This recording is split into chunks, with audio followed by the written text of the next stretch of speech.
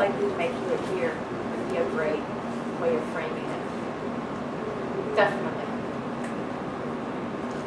So it's going to be much more interactive in that case then. It's not just spitting these words out to you, but it's saying something and expecting some sort of intelligent response, not just yes or no.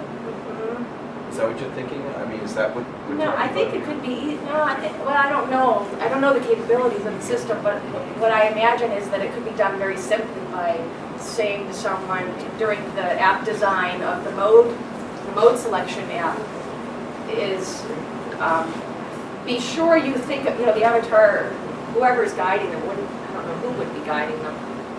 That's actually a question in itself, but the guiding text would be sure you select a communication mode that you think you will be most likely to listen to and follow through with, or whatever language you want to use. It can be done through instructions.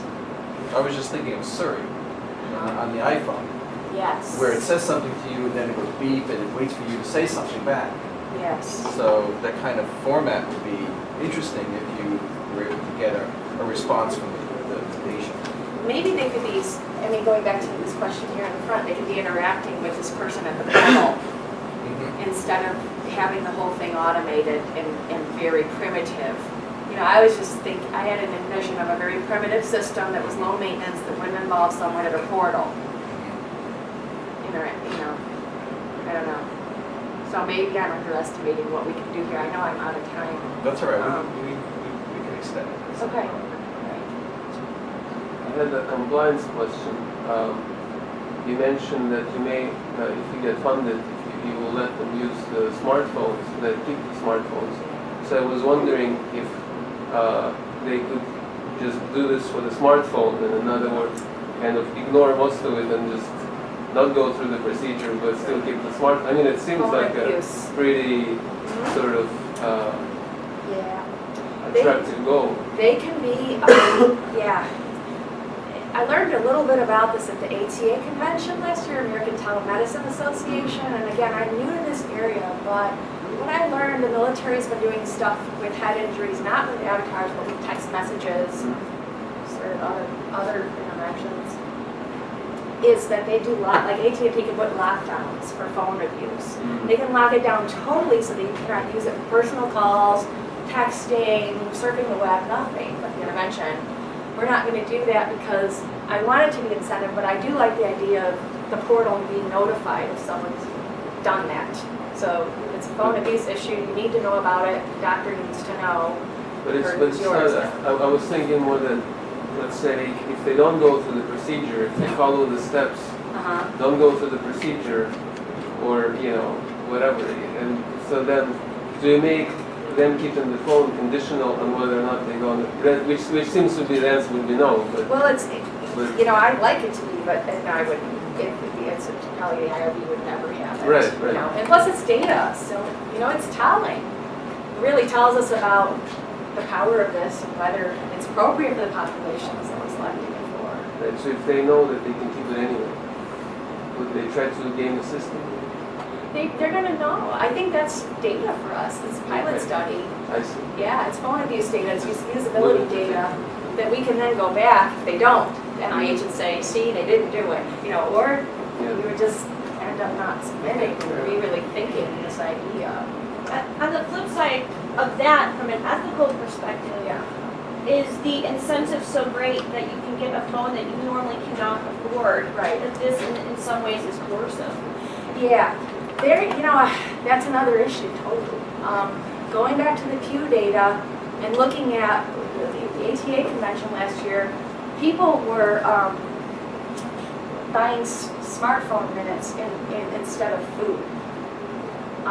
So low-income groups are buying and taking advantage of smartphones. Regardless, it's a choice. It's an issue of choice. Well, but there's a difference between an iPhone and a smartphone, because you can get smartphones relatively cheap through plans.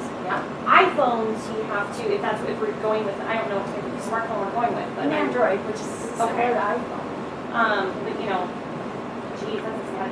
I mean, an ethical. Yeah, it is. It's an issue.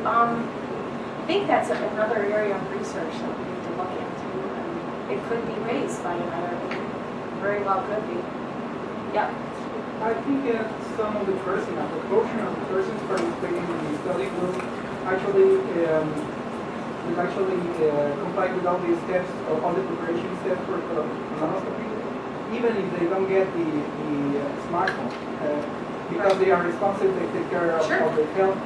And I was trying to think of a way to clean them out from the person that actually follow all the steps because of the app, of the application. And I was thinking, well, what if at the same time that you provide these applications to them, you gave them, for example, a virtual pet in the phone.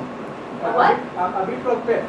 Something that they have to take Oh, care of. intentional control, yeah. In the cell phone. Uh-huh. So so if, for example, they arrive to the colonoscopy day with the pet dead, then that means that they didn't take care of the pet in the phone, so they didn't attend the phone. So that will provide some information of whether they actually were using the phone and whether they were responsible enough to take care of the messages in the phone. I like that, and that would take care of the need to go back to the portal, although that could raise an ethical issue if the information wasn't fed back. But that's another interesting, having a little intentional control that then you could download the compliance data from. I mean, random assignment is going to take care of some of that, right? Randomization will take care of, basically having a placebo condition will take care of some of whether people who naturally are going to do it are going to do it anyway. But it's interesting. I like that idea, and a lot of the prior studies that are toying with these ideas have used different intentional controls that are gaming type apps. So yeah, so we hope that this might. We know we've obviously troubleshot it quite a bit here. And we don't know what's going to happen, but we hope it'll increase attendance at appointments and adherence to the procedures, and we hope that we can then generalize this to other procedures that are undesirable to patients.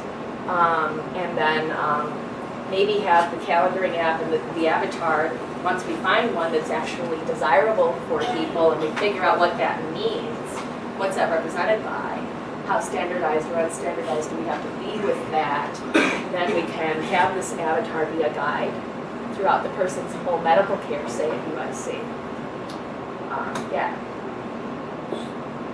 So a lot of this seems directed toward veterans getting to these things.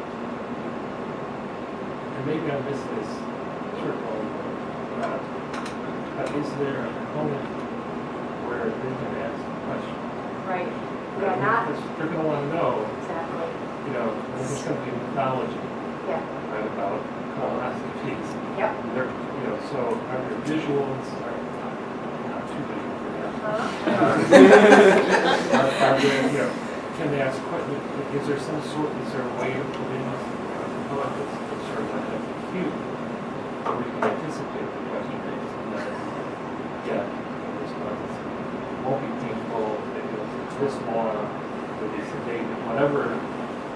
I think that's a great suggestion. Because otherwise, this is just sort of, this is like, okay, this is another, then it's worse. It's a Right, gimmick. this is like browbeating them.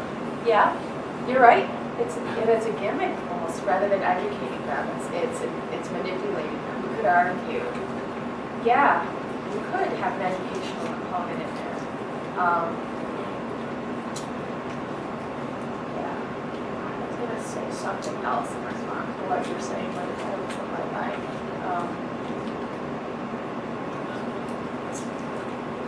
Yeah, I lost it, but I had something really. Oh well, yeah, I think Louise is really that good point that being led through or something other than these modes, it would be hard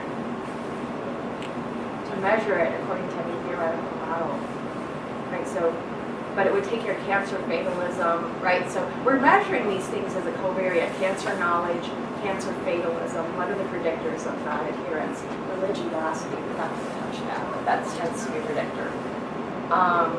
people are highly religious, they're leaving it up to God, they don't need a colonoscopy. If they're fatalistic, they're gonna die anyway, why have it? And then cancer knowledge. So we're just looking at those right now as covariates, but if we had something that addressed those issues, that increased cancer knowledge, that toyed with the fears of pain and fatalism and mythology, I think it would be a different intervention.